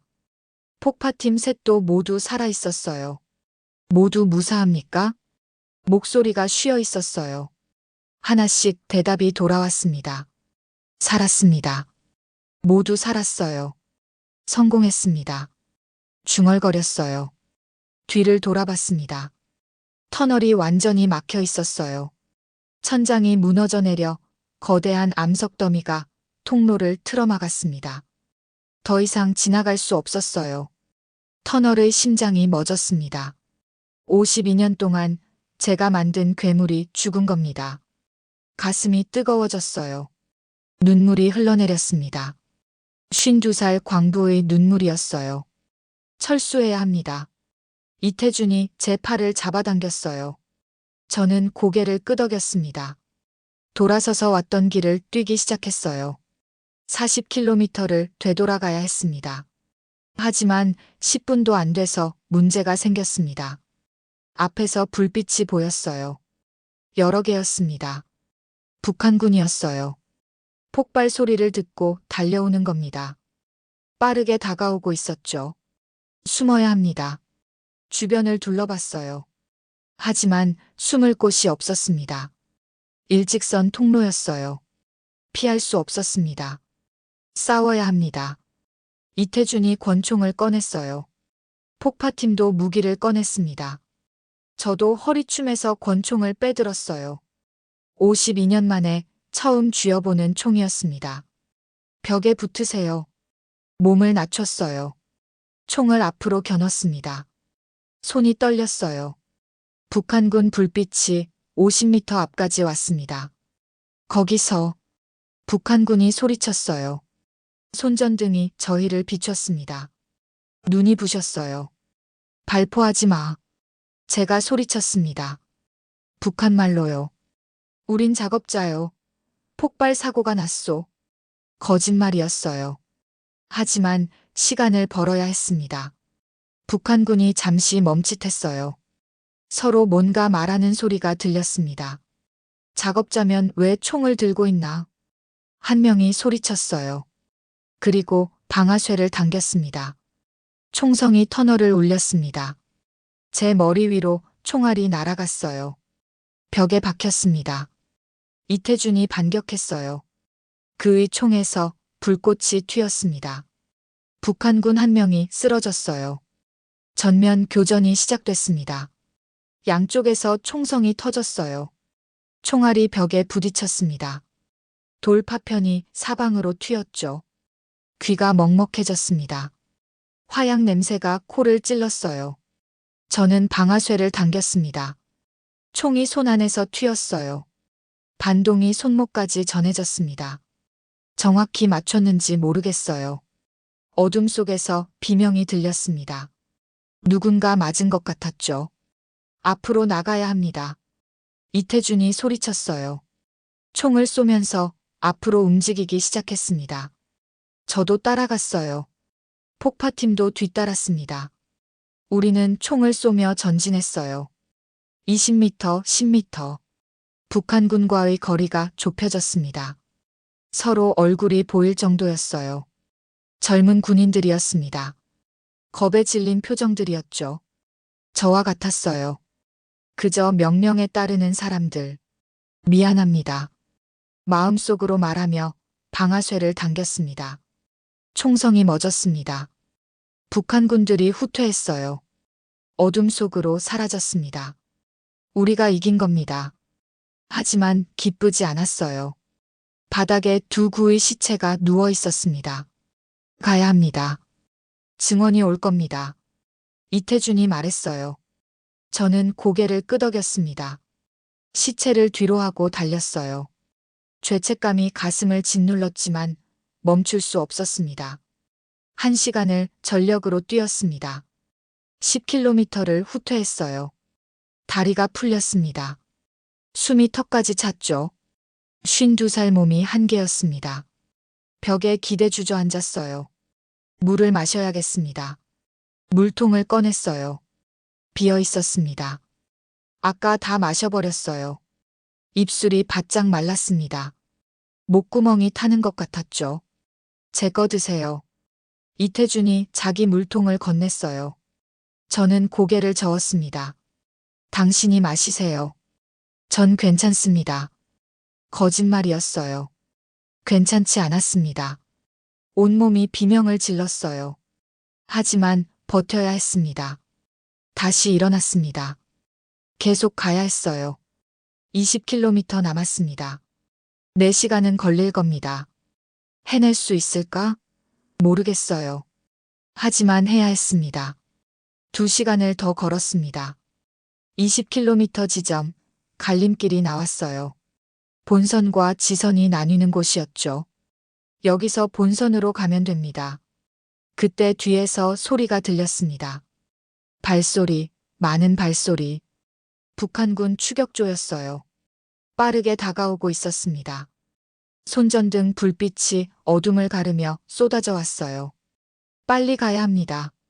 뛰기 시작했어요. 하지만 저는 느렸습니다. 쉬지 않고 8시간을 걸었어요. 52살 다리가 따라주지 않았죠. 먼저 가세요. 이태준에게 소리쳤어요. 전 괜찮습니다. 뒤를 막을게요. 안 됩니다. 당신 없이는 나갈 수 없어요. 그가 제 팔을 붙잡았습니다. 저를 끌고 뛰었어요. 저는 비틀거리며 따라갔습니다. 총성이 뒤에서 터졌습니다. 북한군이 쏘기 시작한 겁니다. 총알이 머리 위로 날아왔어요. 벽에 박혔습니다. 저는 뒤돌아보며 반격했어요. 어둠 속으로 총을 쏘았습니다. 물소리가 들렸습니다. 지하수맥 구간이었어요. 발밑에 물이 찼습니다. 발목까지 무릎까지. 차가운 물속을 달렸어요. 물살이 거셌습니다. 넘어질 뻔했죠. 조심하세요. 집안이 약합니다. 소리쳤어요. 하지만 늦었습니다. 천장에서 돌이 떨어졌어요. 큰 바위였습니다. 폭파팀원 하나를 덮쳤어요. 비명도 지르지 못했습니다. 바위에 깔려 물속으로 가라앉았어요. 저는 달려가 바위를 들어 올리려 했습니다. 하지만 너무 무거웠어요. 움직이지 않았죠. 놔두세요. 이미 늦었어요. 이태준이 저를 잡아당겼습니다. 저는 바위를 놓았어요. 돌아서서 다시 뛰었습니다. 눈물이 물과 섞여 흘러내렸어요. 한 명을 잃었습니다. 하지만 멈출 수 없었어요. 나머지를 살려야 했습니다. 물 구간을 벗어났어요. 다시 마른 땅이 나왔습니다. 뒤에서 북한군 소리가 점점 가까워졌어요. 10km 남았습니다. 마지막 힘을 쥐어짰어요.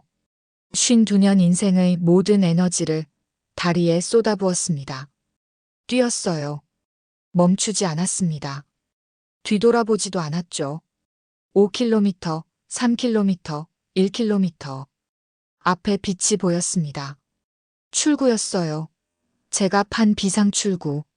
자유로 가는 길. 경사진 통로가 보였습니다. 저기입니다. 마지막 힘을 다해 달렸어요. 경사로를 기어 올랐습니다. 손으로 벽을 짚으며 올라갔어요.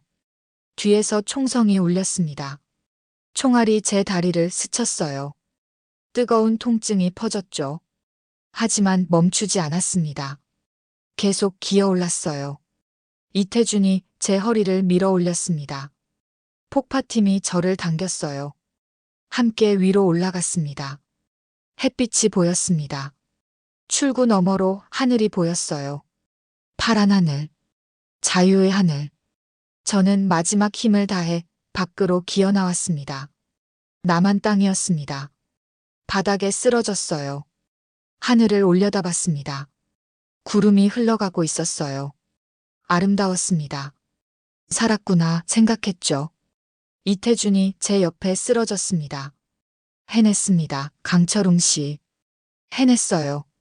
저는 대답할 힘이 없었어요. 그저 하늘을 바라봤습니다. 52년 만에 처음으로 죄책감 없이 하늘을 볼 수 있었어요. 터널이 무너졌습니다. 제가 판 침략의 길이, 죽음의 통로가 모두 땅속에 묻혔어요. 이제 아무도 그 길을 지나갈 수 없습니다. 해냈습니다. 중얼거렸어요. 눈물이 흘러내렸습니다. 아버지, 해냈어요. 제가 판 구멍을 제 손으로 막았어요. 2010년 12월 30일 오후 2시, 저는 국군 병원 침대에 누워 있었습니다. 다리에 붕대가 감겨 있었어요. 총알이 스친 상처였습니다. 깊지는 않았지만 아팠어요. 하지만 살아있다는 게 기적이었죠. 우리 5명 중 4이 살아 돌아왔습니다. 한 명은 돌아오지 못했어요. 28살 폭파 전문가였습니다. 김민수. 그의 이름을 기억합니다. 지하 수맥 구간에서 바위에 깔렸었죠. 제가 구하지 못했어요. 그 기억이 가슴을 찔렀습니다. 문이 열렸습니다. 이태준이 들어왔어요. 그도 붕대를 감고 있었습니다. 어깨를 다쳤더군요. 제 침대 옆 의자에 앉았죠. 기분이 어떠십니까? 물었어요. 저는 천장을 바라보며 대답했습니다. 살아있습니다. 그것만으로도 감사해요. 작전은 성공했습니다. 본부에서 확인했어요. 터널 40km 지점이 완전히 붕괴됐습니다. 복구 불가능하대요. 저는 눈을 감았습니다. 그럼 끝난 건가요? 아직 아닙니다. 이태준의 목소리가 진지해졌어요. 북한이 새로운 터널을 팔 수 있습니다. 다른 위치에서요. 당신의 정보가 더 필요합니다. 저는 눈을 떴습니다. 그를 똑바로 봤어요. 제가 아는 건 다 말씀드렸습니다. 그 외에는 모릅니다. 다른 터널은요? 당신이 파지 않은 다른 땅굴들이요. 있습니다. 하지만 제가 직접 참여하지 않았어요. 위치도 구조도 정확히 모릅니다. 이태준이 한숨을 쉬었습니다. 그래도 당신은 영웅입니다. 강철웅 씨. 수백만 명을 구했어요. 영웅이 아닙니다. 제가 말했어요. 저는 그저 제 죄를 갚았을 뿐이에요. 52년 동안 파괴의 도구를 만들었습니다. 그걸 하나 막았다고 영웅입니까? 아닙니다. 당신은 너무 자책합니다. 자책해야 합니다. 그래야 다시는 같은 실수를 안 하니까요. 이태준이 일어섰어요. 문 앞에서 돌아섰죠. 내일 부장님이 오십니다. 당신을 만나고 싶어 하세요. 알겠습니다. 그가 나갔습니다. 저는 다시 혼자 남았어요. 창밖을 바라봤습니다. 겨울 해가 기울고 있었어요. 하루가 저물어가고 있었죠. 밤이 됐습니다. 병실은 조용했어요. 복도에서 간호사들의 발소리만 들렸습니다. 저는 잠들 수 없었어요. 눈을 감으면 김민수가 보였습니다. 바위에 깔리는 순간이 반복됐죠. 제 잘못입니다. 중얼거렸어요. 제가 그 작전을 제안했습니다. 제가 그들을 지하 500m로 끌고 들어갔어요. 김민수는 제 때문에 죽었습니다. 아침이 됐습니다. 부장이 찾아왔어요. 정장을 입고 있었습니다. 제 침대 옆에 섰죠. 강철웅 씨, 대한민국을 대표해서 감사를 전합니다. 고개를 숙였어요. 저는 손사래를 쳤습니다. 감사는 김민수에게 하세요. 그가 진짜 영웅입니다. 우리는 그를 기억할 겁니다. 하지만 당신도 영웅입니다. 저는 아무 말 하지 않았어요. 부장이 서류 봉투를 꺼냈습니다. 이건 정착지원금과 신분 보장 서류입니다. 당신은 이제 대한민국 국민이에요. 새로운 삶을 시작할 수 있습니다. 서류를 받았습니다. 무거웠어요. 52년 인생의 무게만큼이나. 한 가지 부탁이 있습니다. 부장이 말했어요. 이 일을 비밀로 해주십시오. 공개되면 남북 관계에 문제가 생깁니다. 조용히 살아주세요. 알겠습니다. 대답했어요. 조용히 사는 것. 그게 제가 원하던 거였습니다. 부장이 나갔습니다. 3일 뒤 저는 퇴원했습니다. 이태준이 차로 데려다 줬어요. 서울 외곽의 작은 아파트였습니다. 1층 소형 원룸이었죠. 국정원에서 마련해준 곳이었어요. 여기서 지내시면 됩니다. 생활비는 매달 지원됩니다. 고맙습니다. 짐을 내렸어요. 가방 하나가 전부였습니다. 52년 인생이 가방 하나에 들어갔어요. 강철웅 씨. 이태준이 악수를 청했습니다. 당신 덕분에 많은 것을 배웠습니다. 진짜 용기가 뭔지요? 악수했어요. 그의 손이 따뜻했습니다. 저야말로 감사합니다. 당신이 없었으면 살아 돌아오지 못했을 거예요. 그가 차에 올랐습니다. 떠나기 전에 창문을 내리고 말했어요. 가끔 연락하겠습니다. 외로우시면 언제든 전화하세요. 고개를 끄덕였습니다. 차가 떠났어요. 저는 아파트를 올려다봤습니다. 제 새 집이었어요. 방에 들어갔습니다. 비어 있었어요. 침대 하나, 책상 하나, 옷장 하나. 그게 전부였습니다. 창문을 열었어요. 찬 바람이 들어왔죠. 밖에서 아이들 웃음소리가 들렸습니다. 자유였어요. 52년 만에 얻은 자유.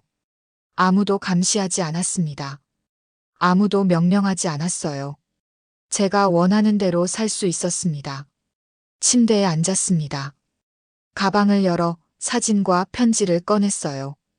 피난길 가족 사진, 강제 징집된 청년의 편지. 이것들과 함께 왔던 긴 여정이었습니다. 책상 서랍에 조심스럽게 넣었어요. 잊지 않기 위해서였습니다.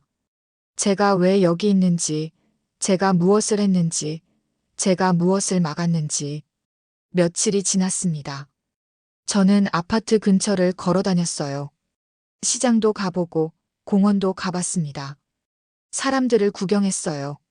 자유롭게 웃고 떠들고 사는 사람들. 이 사람들은 몰랐습니다. 발밑 500m 아래 무슨 일이 있었는지, 누가 그들을 지켰는지. 하지만 괜찮았어요. 몰라도 됐습니다. 일주일째 되던 날, 이태준이 전화했습니다. 강철웅 씨, 괜찮으신가요? 괜찮습니다. 심심하시면 일을 하나 소개해 드릴 수 있습니다. 무슨 일인데요? 건설 현장입니다. 당신 기술이 필요한 곳이에요. 지하철 공사 현장입니다. 저는 잠시 생각했어요. 제가 할 수 있을까요? 당신보다 땅을 잘 아는 사람은 없습니다. 다음 날, 저는 지하철 공사 현장에 갔습니다. 서울 지하 20m 깊이였어요. 새 노선을 뚫는 공사였죠. 현장 소장이 저를 맞았습니다. 강철웅 씨시죠? 이태준 씨한테 들었습니다. 땅굴 전문가시라고요. 그냥 광부입니다. 겸손하시네요. 여기 좀 봐주시겠어요? 집안이 불안정해서 걱정입니다. 따라갔어요. 굴착 현장이 보였습니다. 익숙한 광경이었어요. 곡괭이, 굴착기, 흙먼지. 52년 동안 봐온 것들이었죠. 땅을 만졌습니다. 손가락으로 흙을 움켜쥐었어요. 질감을 느꼈습니다. 습도를 확인했죠. 냄새를 맡았어요. 여기 지하 수맥이 지나갑니다. 어떻게 아십니까? 흙이 말해줍니다. 소장이 놀란 표정을 지었어요. 대단하십니다. 정말 전문가시네요. 여기서 일해 주시겠습니까? 생각해 보겠습니다. 집으로 돌아왔습니다. 창문 앞에 섰어요. 해가 지고 있었습니다. 서울의 불빛들이 하나둘 켜지기 시작했어요. 아름다웠습니다. 다시 땅을 파는 일. 하지만 이번엔 달랐어요. 파괴가 아닌 건설이었습니다. 침략이 아닌 연결이었죠. 사람들을 위협하는 게 아니라 사람들을 이어주는 길을 만드는 겁니다. 결정했습니다. 다음 날 아침 소장에게 전화했어요. 일하겠습니다. 정말입니까? 감사합니다. 한 가지 조건이 있습니다. 말씀하세요. 제 과거를 묻지 마세요. 그냥 강철웅, 광부로만 대해주세요. 알겠습니다. 일주일 뒤 저는 다시 작업복을 입었습니다. 헬멧을 썼어요. 곡괭이를 들었죠. 52년 만에, 아니, 처음으로 떳떳하게 들 수 있는 곡괭이였습니다. 지하 20m로 내려갔어요. 땅 냄새가 반겼습니다. 어둠이 반겼어요. 저는 웃었습니다. 집에 돌아온 기분이었죠. 하지만 이번엔 달랐어요. 이 땅은 죽음의 통로가 아니었습니다. 생명의 길이었어요. 사람들이 지나갈 지하철이 될 겁니다. 출근하고 퇴근하고 만나고 헤어지는 사람들의 길. 곡괭이를 들어 올렸습니다. 내리쳤어요. 땅이 패였습니다. 다시 들어 올렸어요. 또 내리쳤죠. 리듬이 돌아왔습니다. 52년 동안 익힌 리듬. 하지만 마음은 달랐어요. 죄책감이 없었습니다. 두려움이 없었어요. 오직 희망만 있었습니다. 이 길 위를 수백만 명이 지나갈 거예요. 안전하게, 빠르게, 편안하게. 제가 그 길을 만들고 있었습니다. 저녁이 됐어요. 작업을 마치고 올라왔습니다. 동료들이 제 어깨를 두드렸어요. 강 선생님, 오늘도 수고하셨습니다. 웃었습니다. 52년 만에 진짜 웃음이었어요. 집으로 돌아가는 길. 지하철을 탔습니다. 사람들로 가득했어요. 학생들, 직장인들, 가족들. 모두 각자의 삶을 살고 있었죠. 이 사람들을 지켰구나. 생각했어요. 제가 막은 터널이 없었다면 이 평화도 없었을 거예요. 자랑스러웠습니다. 처음으로요. 집에 도착했습니다. 샤워하고 거울을 봤어요. 52살 얼굴이 보였습니다. 하지만 표정이 달랐어요. 어두웠던 눈빛이 밝아졌습니다. 강철웅. 제 이름을 불렀어요. 당신은 이제 자유입니다. 눈물이 흘러내렸어요. 뜨거운 눈물이었습니다. 52년 동안 참았던 눈물. 이제야 흘릴 수 있는 눈물. 아버지, 보고 계십니까? 창밖 별을 올려다보며 말했어요. 아들이 드디어 진짜 광부가 됐습니다. 2020년 12월 24일, 저는 62살이 됐습니다. 10년이 흘렀어요. 제가 터널을 막은 지 정확히 10년째 되는 날이었습니다. 크리스마스 이브.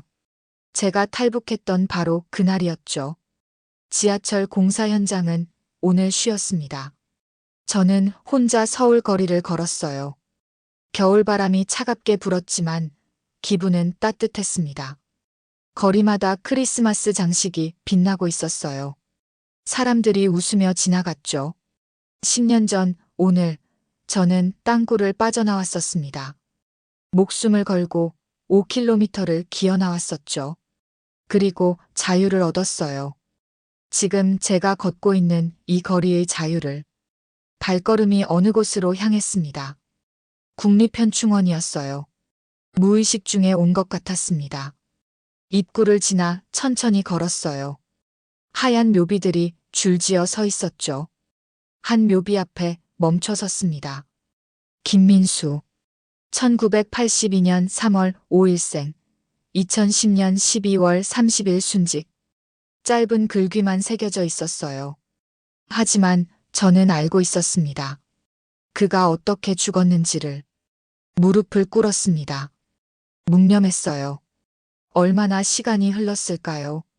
눈물이 볼을 타고 흘러내렸습니다. 10년이 지났지만 여전히 아팠어요. 미안합니다, 민수 씨. 속삭였어요. 당신 덕분에 수백만 명이 살았습니다. 잊지 않겠습니다. 일어섰습니다. 묘비에 손을 얹었어요. 차가웠지만 따뜻하게 느껴졌습니다. 돌아서서 천천히 걸어 나왔어요. 현충원을 나와 한강으로 갔습니다. 다리 위에 섰어요. 강물이 검게 흐르고 있었습니다. 건너편 불빛들이 물에 반사됐어요. 아름다웠죠. 이 도시를 지켰구나. 생각했어요. 발밑 어딘가 500m 지하에 무너진 터널이 있었습니다. 제가 판 터널, 제가 막은 터널. 이제 아무도 그 길을 지나갈 수 없었어요. 핸드폰이 울렸습니다. 이태준이었어요. 10년 동안 가끔 연락하며 지냈습니다. 친구가 됐죠. 강철웅 씨, 어디세요? 오늘 저녁 같이 하시죠. 한강입니다. 좋아요. 어디서 볼까요? 30분 뒤 강남의 작은 식당에서 만났습니다. 이태준은 변했어요. 머리에 흰머리가 섞였고 얼굴에 주름이 생겼죠. 하지만 눈빛은 여전히 날카로웠습니다. 10년이 지났네요. 그가 소주잔을 들며 말했어요. 벌써 10년입니다. 건배했어요. 소주가 목을 타고 넘어갔습니다. 따뜻했어요. 그동안 잘 지내셨습니까? 물었어요. 이태준이 고개를 끄덕였습니다. 바빴습니다. 북한 관련 업무가 끊이질 않아서요. 강철웅 씨는요? 매일 땅을 팠습니다. 10년 동안요. 웃었어요. 이태준도 웃었죠. 그 지하철 노선 내년에 개통된다면서요? 네. 10년 걸렸습니다. 제가 설계 자문을 맡았어요. 자랑스럽겠습니다. 자랑스럽습니다. 처음으로요. 이태준이 잔을 다시 채웠어요. 우리는 말없이 마셨습니다. 편안한 침묵이었어요. 강철웅 씨, 한 가지 말씀드릴 게 있습니다. 뭔데요? 북한이 새 땅굴을 팠습니다. 손이 멈췄어요. 잔을 내려놓았습니다. 어디에요? 동해안 쪽입니다. 하지만 당신이 막은 것만큼 크지는 않아요. 우리가 이미 파악하고 있습니다. 다행이네요. 당신 덕분입니다. 당신이 알려준 정보로 감시 체계를 강화했어요. 이젠 쉽게 못 팝니다. 고개를 끄덕였어요. 안도의 한숨이 나왔습니다. 밥을 먹었습니다. 소박한 저녁이었어요. 된장찌개, 김치, 밥. 하지만 맛있었습니다. 자유의 맛이었으니까요. 식사를 마치고 밖으로 나왔습니다. 거리는 크리스마스 분위기로 가득했어요. 캐럴이 흘러나왔고 사람들이 웃고 있었죠. 연인들이 손을 잡고 걸었어요. 저 사람들은 모릅니다. 이태준에게 말했어요. 10년 전 오늘 무슨 일이 있었는지요. 알 필요 없습니다. 평화롭게 사는 것, 그게 우리가 지킨 거잖아요. 맞습니다. 악수했어요. 이태준이 떠났습니다. 저는 혼자 서울 거리를 걸었어요. 집으로 가는 길에 공사 현장을 지나쳤습니다. 제가 10년 동안 일했던 지하철 현장이었어요. 이제 거의 완공됐습니다. 펜스 너머로 들여다봤죠. 새 역사가 보였어요. 깨끗하고 밝았습니다. 여기를 수많은 사람이 지나갈 겁니다. 출근하는 사람, 학교 가는 아이들, 데이트하는 연인들. 모두 제가 만든 길 위를 걸을 거예요. 안전하게, 편안하게. 가슴이 뿌듯했습니다. 52년 동안 파괴의 도구를 만들었어요. 하지만 10년 동안 생명의 길을 만들었습니다. 이제 조금은 용서받을 수 있을까요? 스스로를요? 집에 도착했습니다.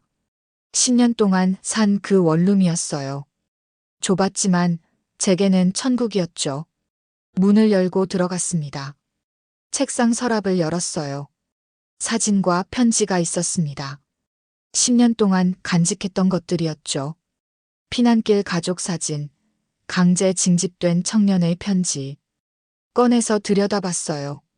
이 가족은 다시 만났을까요? 모릅니다. 하지만 희망하고 싶었어요. 전쟁이 끝나고 헤어진 가족이 다시 만났기를. 사진 속 아이들이 무사히 자랐기를. 편지도 읽었어요. 70년 전 청년의 글씨. 떨리는 손으로 쓴 사랑의 말. 이 청년은 죽었을 겁니다. 하지만 그의 사랑은 남았어요. 이 편지 속에 조심스럽게 다시 넣었습니다. 서랍을 닫았어요. 이 사진과 편지는 제가 죽을 때까지 간직할 겁니다. 잊지 않기 위해서요. 전쟁의 비극을, 이별의 아픔을, 그리고 평화의 소중함을. 창문을 열었습니다. 찬 바람이 들어왔어요. 하늘을 올려다봤습니다. 별이 보였어요. 62년 전 무산 광산에서 봤던 그 별들. 변하지 않았습니다. 하지만 저는 변했어요. 5살 때 처음 갱도에 들어간 소녀는 이제 62살 노인이 됐습니다. 파괴의 도구를 만들던 광부는 이제 평화의 길을 만드는 기술자가 됐어요. 아버지, 보고 계십니까? 별을 보며 물었어요. 아들이 해냈습니다. 52년 죄를 갚았어요. 이제 떳떳합니다. 바람이 불었습니다. 아버지의 대답 같았어요. 잘했다고, 자랑스럽다고 말하는 것 같았죠. 내일이면 다시 현장에 갑니다. 마지막 작업이 남았어요. 지하철 터널 마무리 점검. 그게 끝나면 제 일도 끝납니다. 10년 프로젝트가 완성되는 거예요. 그 다음엔 무얼 할까요? 모르겠습니다. 하지만 괜찮았어요. 이제 두렵지 않았으니까요. 자유로웠으니까요. 침대에 누웠습니다. 천장을 바라봤어요. 10년 동안 매일 밤 보던 천장. 익숙했습니다. 편안했어요. 눈을 감았습니다. 꿈속에서 저는 5살이었어요. 아버지 손을 잡고 갱도로 들어가고 있었죠. 어두웠지만 무섭지 않았습니다. 아버지가 옆에 계셨으니까요. 철웅아, 땅은 거짓말하지 않는다. 아버지가 말씀하셨어요. 땅을 잘 읽으면 살고 못 읽으면 죽는다. 명심해라. 알겠습니다, 아버지. 꿈에서 깼습니다.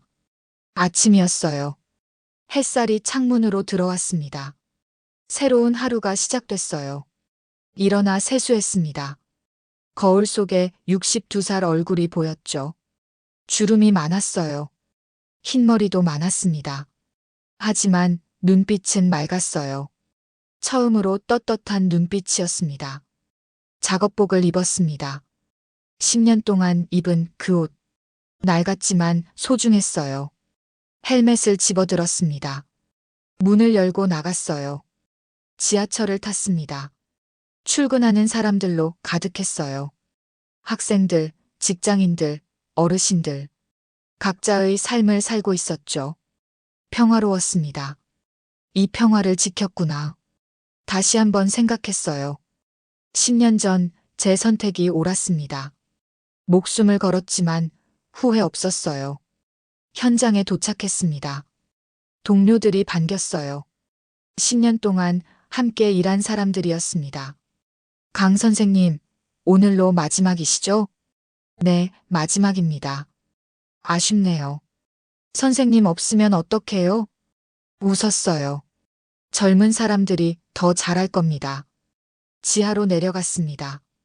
새로 만든 터널이 펼쳐졌어요. 밝은 조명 아래 깨끗한 통로. 10년 전 제가 파던 어두운 터널과는 달랐습니다. 이건 생명의 길이었어요. 벽을 만졌습니다. 손바닥으로 느꼈어요. 튼튼했습니다. 100년은 갈 구조였죠. 수백만 명이 안전하게 지나갈 겁니다. 마지막 점검을 시작했어요. 벽면, 천장, 바닥. 하나하나 확인했습니다. 균열은 없는지, 누수는 없는지, 지지대는 튼튼한지. 52년 경험을 총동원했어요. 3시간이 지났습니다. 점검이 끝났어요. 완벽했습니다. 문제가 하나도 없었죠. 현장 소장에게 보고했습니다. 완벽합니다. 개통해도 됩니다. 고맙습니다, 강 선생님. 선생님 덕분입니다. 악수했어요. 소장의 손이 따뜻했습니다. 작업복을 벗었습니다. 10년 동안 입은 옷, 사물함에 넣었어요. 이제 필요 없었습니다. 제 일이 끝났으니까요. 현장을 나왔습니다. 마지막으로 뒤돌아봤어요. 10년 동안 일한 곳, 땀 흘린 곳, 새로운 삶을 시작한 곳. 고마웠습니다. 걸어서 집으로 갔습니다. 천천히 여유롭게 서울 거리를 구경하며 걸었어요. 더 이상 서두를 필요가 없었습니다. 이제 자유였으니까요. 집에 도착해 창가에 섰습니다. 해가 지고 있었어요. 서울의 불빛들이 하나둘 켜지기 시작했습니다. 아름다웠어요. 내년이면 제가 만든 지하철이 개통됩니다. 수백만 명이 그 길을 지나갈 거예요. 편안하게, 안전하게. 제 이름은 아무도 모를 겁니다.